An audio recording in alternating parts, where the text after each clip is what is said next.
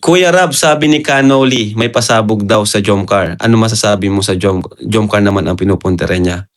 Ang masasabi ko lang, sino ka ba para magsalita ng ganyan? Ano? Bakit hindi mo lubayan ang Team Kalingap, no? Si Canoli, o bakit pilit niyang ginugulo ang ating community? Ayan, si Canoli. Dati, okay naman yan. Nagkita pa kami niyan dito. Nagkita kami niyan dito sa Bicol, sa Daet. Okay naman po. Ano po bang problema niyo sa amin? Anong problema niyo sa akin, Canoli? Ano? Sana sagutin niyo po ito. Ano? Anong problema mo sa akin? Ano? Nananahimik ang Jomcar, nagpapasaya ng mga viewers, ngayon gagawan mo ng issue. Payo ko lang sa iyo, kuya, no? Ano pwede? Tito? Tito na ba? Kasi okay naman tayo. Wala naman akong personal na galit sa iyo. Payo ko lang sana, alam mo naman nasa isip mo kung ano talaga yung dapat mong gawin. Pride na yung pride na yung pinapairal kasi ang ano bang kwento niya? Nagalitan ba siya o ano? Pride na kasi yan eh. Ano ba yung problema niya? Sabihin niya sa atin kung anong problema ni Canoli. No? Anong problema? Kasi ako, para sa akin matanda na siya para dito sa mga ganitong mga usapin. Lalo siyang na-stress. Ano? Na-stress siya. Ano ba yan? Content mo ba yan? 'Di ba? Kasi umalis ka sa Kalingap, pumunta ka sa Roche, nagpalakas ka kay Roel, ngayon kay Viancy, sa anti-Kalingap. Para ano? Anong purpose? No? Pero ang ginagawa nyo, ang content nyo, Team Kalingap. Yun lang. Anong tanong ko, ano ba yung problema mo sa team sa amin? No? Kasi sabihin natin, kung para sa inyo, magaling kayo yung tama, di gumawa kayo ng sarili nyong community. Ano?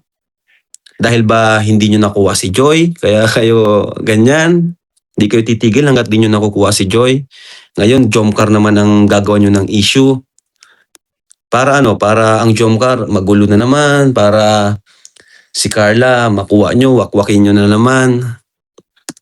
Di ba? Tanong lang, bakit may mga taong sausawero sa ating community? Ano? Napakakapal na talaga ng mukha. Talagang kahit bulgara na, kahit content. No? Gumawa kayo sarili nyong content. Pero di kayo makaalis dahil hindi nyo kaya. Hindi nyo kaya. Kaya pilit nyong pinagsisiksikan ang nyong mga sarili sa Team Kalingap. Real talk. Kahit ayaw na namin sa inyo, andito kayo, pinagsisiksikan nyo yung sarili nyo dito. Anong feeling ng ganun? Di ba? Masakit yun. Real talk yun. Ayaw na namin sa inyo. Pinalayas na nga ni kayo. Pero kayo, pinagsisiksikan nyo pa rin yung sarili nyo dito. That's very ouch. Ay, wala po ba? Grabe, wala yung signal natin. Sorry po, sorry. Real talk lang, ano? Pag-isipan mong mabuti bago ka matulog. Kayong mga bakit ba hindi ko maiwan-iwan ang Team Kalingap? Bakit ba tuwing gigising ako, pinapanood ko sila para may makontent ako? Pwede nyo namang aminin sa amin. Aminin nyo na lang kaya na, pasensya ka na, Kuya Bal. Kailangan ko ng pera kasi wala akong ibang trabaho. Wala akong mabibigay sa pamilya ko. Magsabi kayo ng ganun sa amin, di sana di namin kayo pinagbabawalan. Anong feeling ng pinagsisiksikan yung sarili sa ayaw na namin? Ay, sa ayaw na.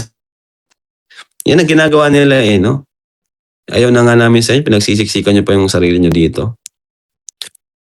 Aray ko, Paldo. Ayan. So, hello guys! Welcome back to my YouTube channel at isang mapagpalang araw po sa ating lahat. So, ayan po yung sagot ni Kalinga Prab sa isang comment sa kanyang live nung nakaraan na may nagsabi po kasi doon na mayroon daw pong pasasabugin si Kanoli, no?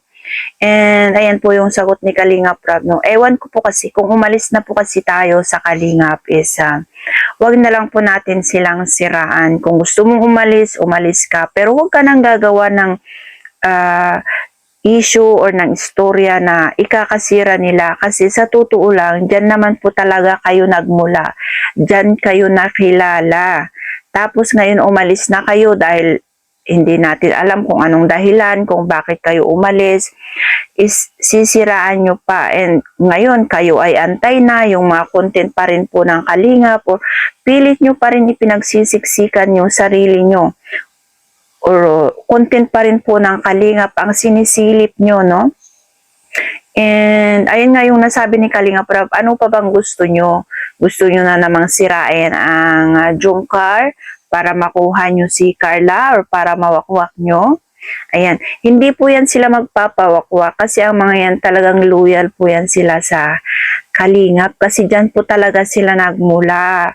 Kaya kung ano yung gusto mo, wag mo na lang pong ano. Yun nga sabi ni Kalingap Prab, open naman sila kung magsabi ka kung ano yung kailangan mo, no? Wag mo na lang siraan.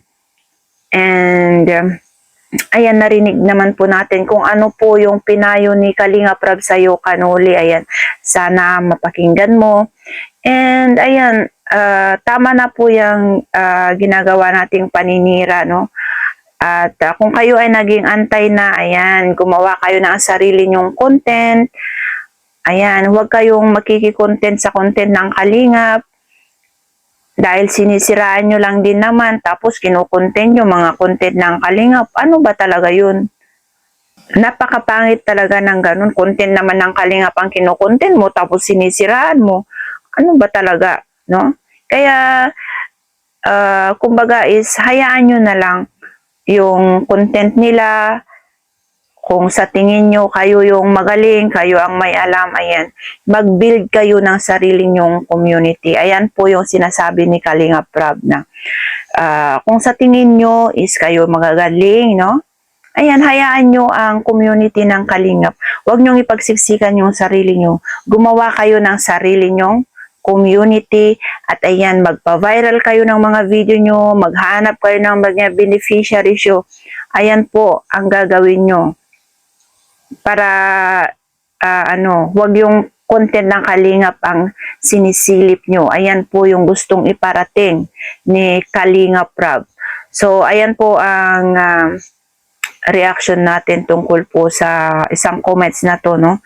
Na may pasasabugin nga daw po si Kanoli. Kaya, ayan, maraming salamat po and syempre, bago po tayo mag-end, kaunting paalala lang po kung hindi pa po kayo nakapag-subscribe sa aking channel, ayan, pa-subscribe na po. At syempre, ang ama at founder ng Kalingap, Kuya Val Santos Matubang, Kalingap Prab, Ate Edna Vlog, Jack Tapia Matubang, at sa lahat ng Kalingap partners. Ayan, bye-bye po.